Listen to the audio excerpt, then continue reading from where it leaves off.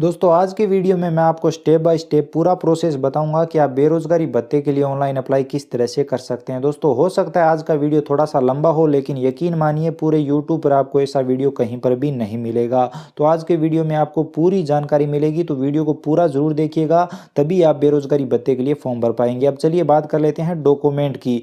यहाँ पर डॉक्यूमेंट की बात करें तो सबसे पहले आपके पास एक 10th की मार्कशीट होनी चाहिए। यहाँ पर आप देख सकते हैं एक 10th की मार्कशीट होनी चाहिए। इसके अलावा यहाँ पर एक शपथ पत्र आपको तैयार करवाना होगा। ये शपथ पत्र आपको फॉर्म के साथ मिलेगा। आपको एक बेरोजगारी भत्ते का फॉर्म तैयार कराना होगा। इस फॉर्म का लिंक आपको वीडियो की डिस्क्रिप्शन में मिल जाएगा, आप वहां से वो फॉर्म डाउनलोड कर सकते हैं। इसके अलावा आपको यहाँ पर ग्रेजुएशन की फाइनल ईयर की मार्कशीट की भी जरूरत पड़ेगी। साथ ही यहाँ पर आपको एक आय प्रमाण पत्र भी तैयार कराना होगा, जिसमें आई और के अलग अलग फॉर्मेट है।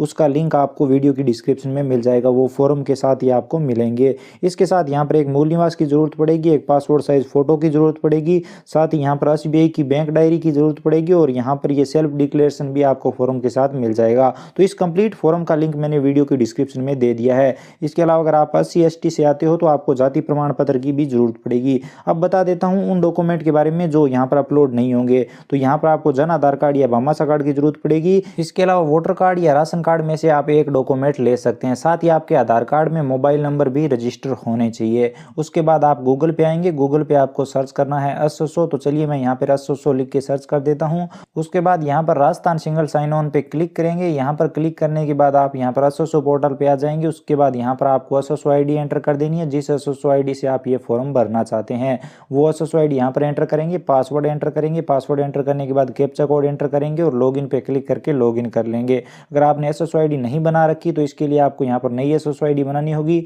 नई SSO ID बनाने के लिए आप रजिस्ट्रेशन पे क्लिक करेंगे। रजिस्ट्रेशन पे क्लिक करने के बाद आप यहाँ पर Jan Aadhaar card, Bhamashah card, Facebook या गूगल से आसानी से यहाँ पर नई SSO ID बना सकते हैं। इसके अलावा नई SSO ID किस तरह से बनाई जाती है यहाँ पर उसके लिए मैंने कंप्लीट वीडियो अपने दूसरे चैनल पर अपलोड कर रखा है, तो वो वहां से जाकर आप आसानी से देख सकते हैं।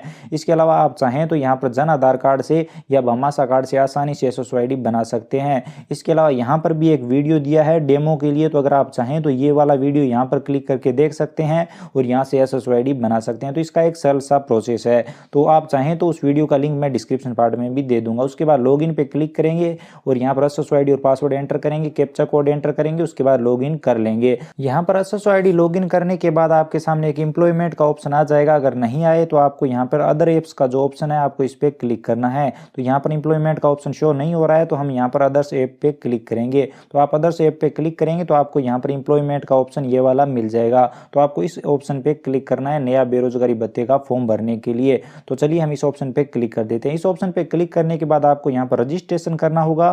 तो उसके लिए यहाँ पर आपके सामने दो ऑप्शन आ रहे हैं, एम्प्लॉयर और जॉब सीकर। तो आपको जॉब सीकर पे क्लिक कर देना है।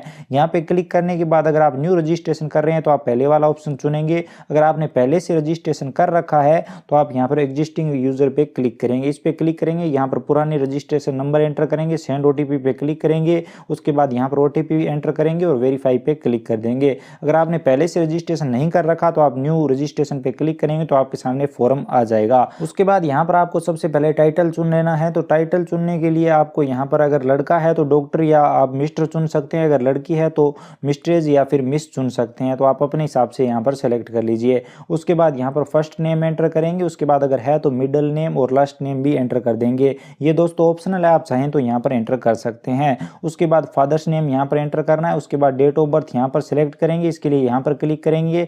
उसके बाद यहाँ पर ईयर पे क्लिक करेंगे। तो यहाँ पर ईयर सेलेक्ट करने के लिए फिर से ईयर पे क्लिक करेंगे। उसके बाद कौन से साल में जन्म हुआ है उस साल को यहाँ पर आप सिलेक्ट कर लेंगे। तो चलिए मैं यहाँ पर साल को सिलेक्ट कर लेता हूँ। उसके बाद कौन से महीने में जन्म हुआ है उस महीने को आप यहाँ से चुन लेंगे। उसके बाद कौन सी डेट को जन्म हुआ है वो डेट आप यहाँ पर चुन लेंगे। तो इस तरह से आपको यहाँ पर डेट ऑफ बर्थ सेलेक्ट कर लेनी है। डेट ऑफ बर्थ सेलेक्ट करने के बाद जेंडर सेलेक्ट करेंगे। तो जेंडर आप अपने हिसाब से यहाँ पर सिलेक्ट कर लीजिए। उसके बाद हाईएस्ट एजुकेशन लेवल में आप चुनेंगे कि आपने एजुकेशन कहाँ तक ग्रहण कर रखी है। तो यहाँ पर 10th या फिर 12th का भी ऑप्शन दिया हुआ है, लेकिन दोस्तों अगर आप ये ऑप्शन चुनते हैं तो आप शायद बेरोजगारी भत्ते के लिए एलिजिबल नहीं होंगे। तो अगर कम से कम आपके पास यहाँ पर ग्रेजुएशन होनी चाहिए बेरोजगारी भत्ते का फॉर्म भरने के लिए। तो चलिए हम यहाँ पर ग्रेजुएशन में BA चुन लेते हैं। आप अपने हिसाब से आपने जो भी कोर्स कर रखा है वो आप यहाँ पर चुन लीजिए। उसके बाद यहाँ पर अगर आप विकलांग है तो यस करेंगे। अगर यस करते हो तो आपको यहाँ पर विकलांगता टाइप भी चुनना होगा। अगर आप विकलांग नहीं है तो आप यहाँ पर नो कर दीजिए। उसके बाद यहाँ पर एड्रेस टाइप में रेजिडेंस और कमर्शियल दो ऑप्शन आ चुके हैं, तो यहाँ पर आप रेजिडेंस चुनेंगे। उसके बाद यहाँ पर आपको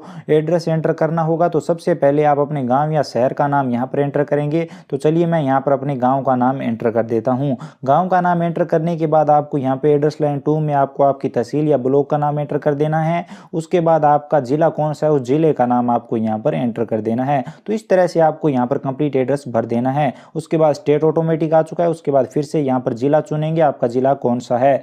जिला चुनने के बाद यहाँ पर आपकी तहसील कौन सी है वो आप यहाँ पर सिलेक्ट कर लेंगे।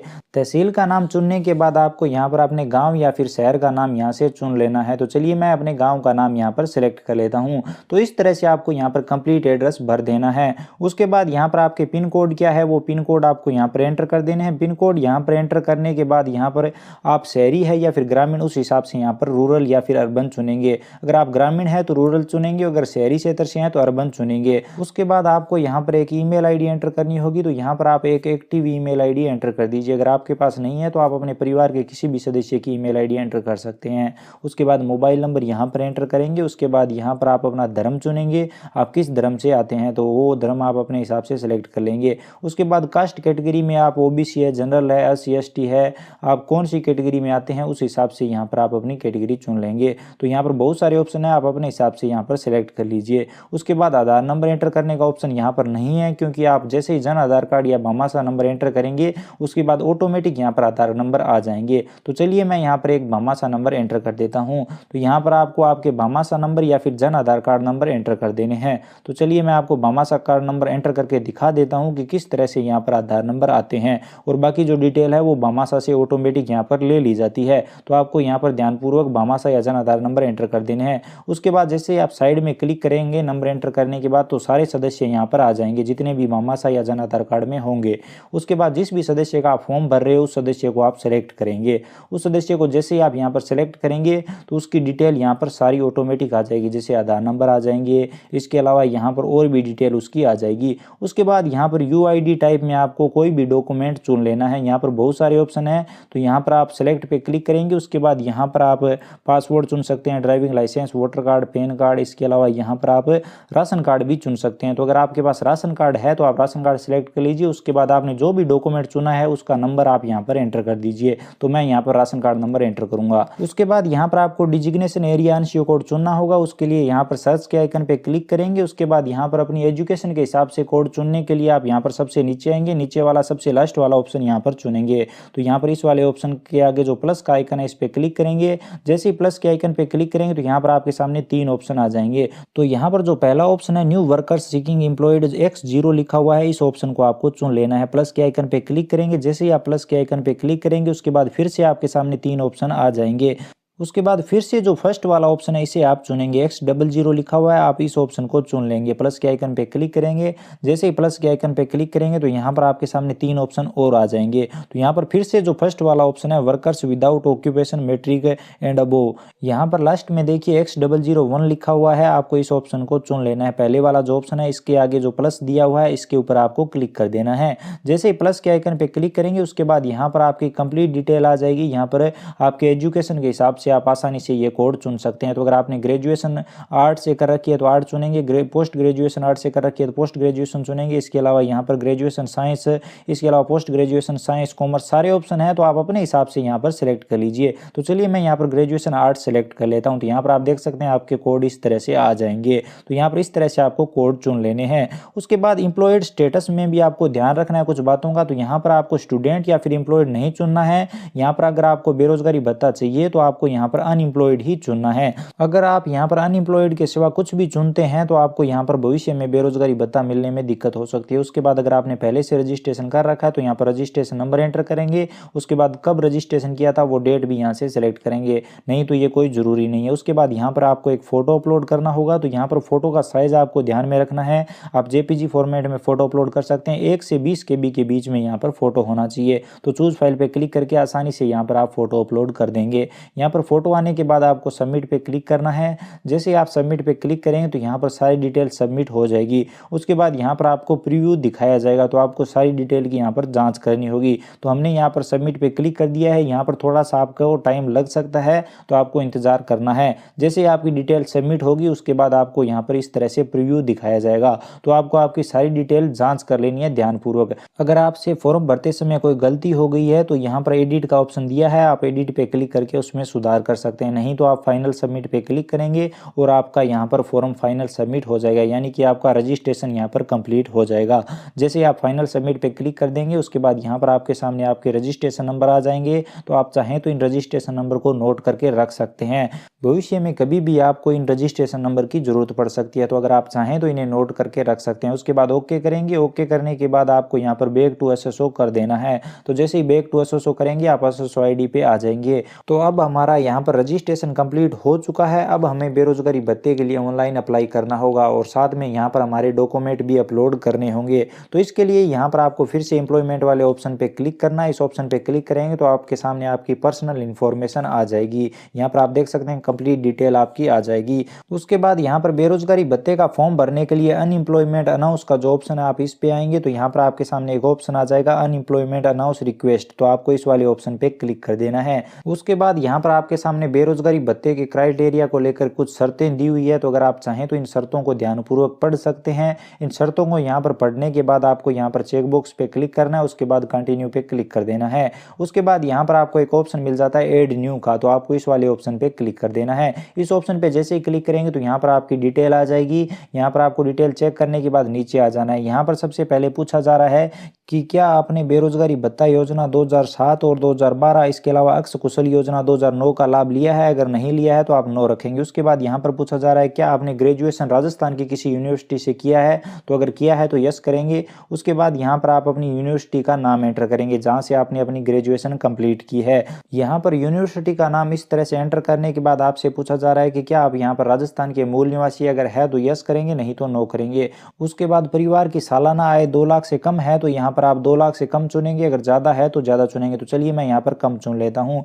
उसके बाद स्टेट बैंक ऑफ इंडिया लिखा हुआ आ चुका है। उसके बाद कौन सी ब्रांच में आपका अकाउंट है उस ब्रांच का नाम आप यहाँ पर एंटर करेंगे। उसके बाद आईएफएससी कोड यहाँ पर एंटर करेंगे तो ये कोड आपको आपकी बैंक डायरी में आसानी से मिल जाएंगे। अगर आपकी बैंक डायरी पुरानी है तो आपको आपके बैंक से ये कोड पता कर लेने। उसके बाद सही तरीके से ये कोड यहाँ पर एंटर कर देने हैं। उसके बाद यहाँ पर अकाउंट नंबर एंटर करेंगे तो आपको आपकी बैंक डायरी में देखकर ध्यानपूर्वक यहाँ पर अकाउंट नंबर एंटर कर देने। तो चलिए मैं यहाँ पर अपने अकाउंट नंबर एंटर कर देता हूँ। तो यहाँ पर स्टूडेंट के ही अकाउंट नंबर होने चाहिए, ना कि माता पिता के। तो इस बात का भी आपको ध्यान रखना है। अगर स्टूडेंट का एसबीआई में अकाउंट नहीं है तो आपको पहले अकाउंट ओपन करवाना होगा। यहाँ पर अकाउंट नंबर एंटर करने के बाद यहाँ पर पूछा जा रहा है कि क्या आप विकलांग है या नहीं। उसके बाद यहाँ पर आपको विवाहित स्थिति चुन लेनी है। अगर विवाहित है तो विवाहित चुन लीजिए, अगर विवाहित नहीं है तो आप यहाँ पर सिंगल चुन सकते हैं। उसके बाद चेक एलिजिबिलिटी फॉर कंटिन्यू पे आपको क्लिक कर देना है। जैसे आप यहाँ पर क्लिक करेंगे तो आपके सामने ये वाला पेज आ जाएगा। तो आपको यहाँ पर ऊपर आ जाना है। यहाँ पर आपके आधार नंबर आ जाएंगे ऑटोमेटिक।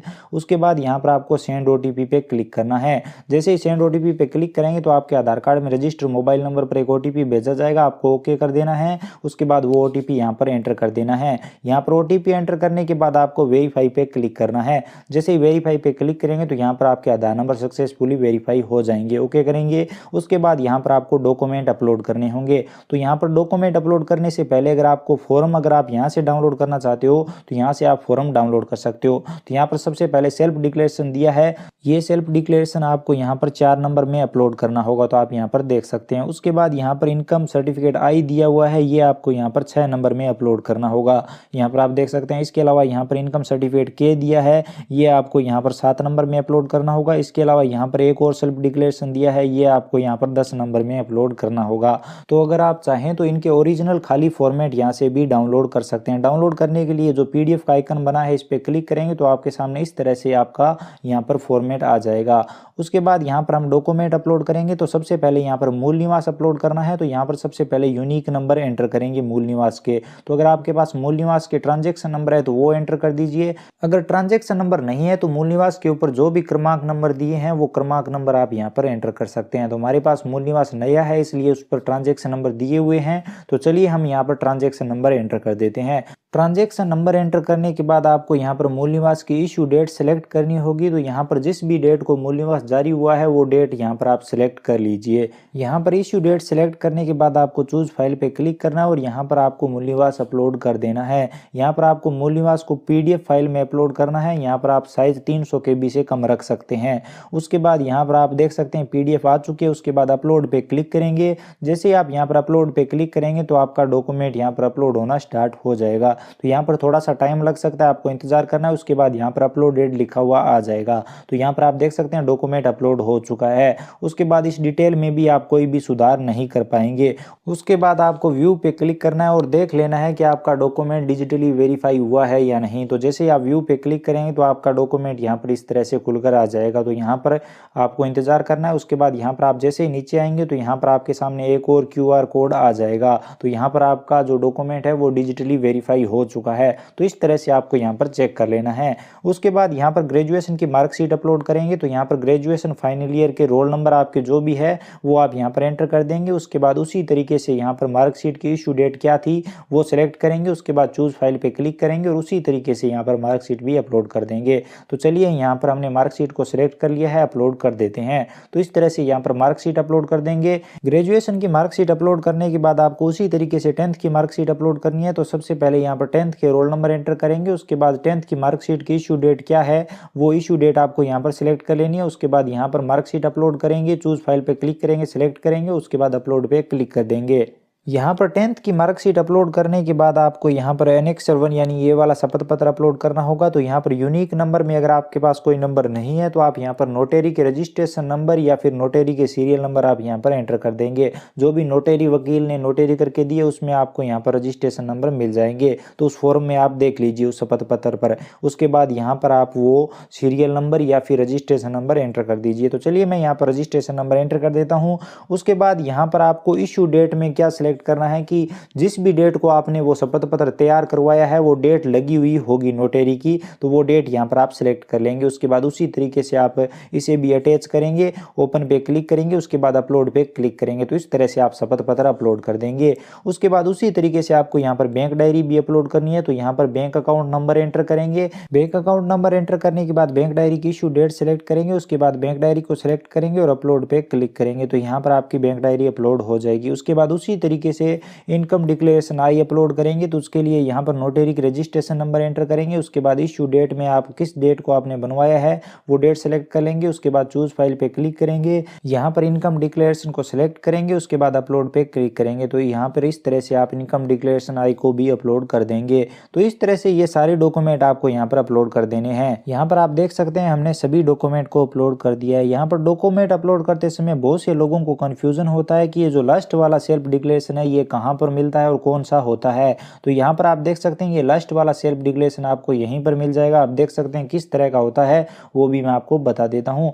तो इसमें आपको ज्यादा कुछ भरने की जरूरत नहीं होती। सबसे पहले प्रार्थी का नाम, प्रार्थी के पिता का नाम, उसके बाद प्रार्थी के हस्ताक्षर करवाएंगे और यहाँ पर नोटेरी करवा लेंगे। इसमें आपका ये शपथ पत्र तैयार हो जाएगा। तो ये शपथ पत्र आपको यहाँ पर अपलोड करना होता है। उसके बाद आपको यहाँ पर सबमिट पे क्लिक कर देना है। सबमिट पे क्लिक करने के बाद ओके करेंगे। उसके बाद यहाँ पर चेक बॉक्स पे क्लिक करेंगे। उसके बाद कंटिन्यू पे क्लिक करेंगे। तो आप देख सकते हैं आपका फॉर्म सक्सेसफुली यहाँ पर सबमिट हो चुका है। उसके बाद अगर आप इसका प्रिंट आउट लेना चाहते हैं या फिर किसी कस्टमर को प्रिंट आउट देना चाहते हैं तो सबमिट वाले ऑप्शन पे आपको क्लिक करना है। जैसे ही आप सबमिट पे क्लिक करेंगे तो आपके सामने वही बेरोजगारी भत्ते का फॉर्म आ जाएगा। उसके बाद आपको नीचे आ जाना, यहाँ पर चेक एलिजिबिलिटी फॉर कंटिन्यू पे क्लिक कर देना है। जैसे ही आप इस ऑप्शन पे क्लिक करेंगे तो आप डायरेक्ट उसी पेज पे आ जाएंगे। यहाँ पर आपको प्रिंट का ऑप्शन मिल जाता है। यहाँ पर आप देख सकते हैं किस डेट को आपने फॉर्म को सबमिट किया है वो आपको यहाँ पर दिखाया जाएगा। अगर किसी कारणवश आपका फॉर्म सेंड बैक आता है तो उसका मैसेज भी आपको यहाँ पर दिखाया जाएगा। आप प्रिंट पे क्लिक करके इसका प्रिंट आउट ले सकते हैं। जैसे प्रिंट पे क्लिक करेंगे तो आपके सामने इसका प्रिंट आउट आ जाएगा।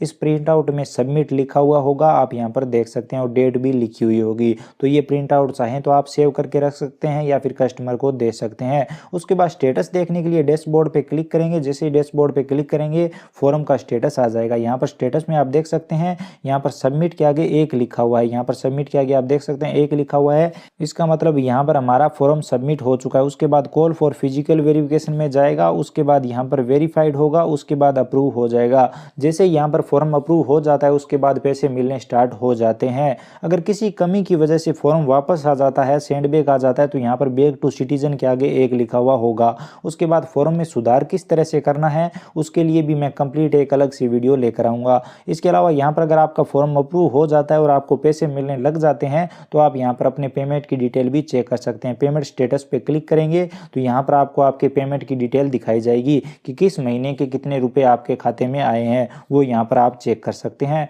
तो दोस्तों इस तरह से बहुत ही आसानी से ये फॉर्म आप भर सकते हैं घर बैठे ऑनलाइन। उम्मीद करता हूँ ये छोटी सी जानकारी आपको काफ़ी पसंद आई होगी। अगर वीडियो पसंद आया तो लाइक करें, अपने दोस्तों के साथ शेयर करें और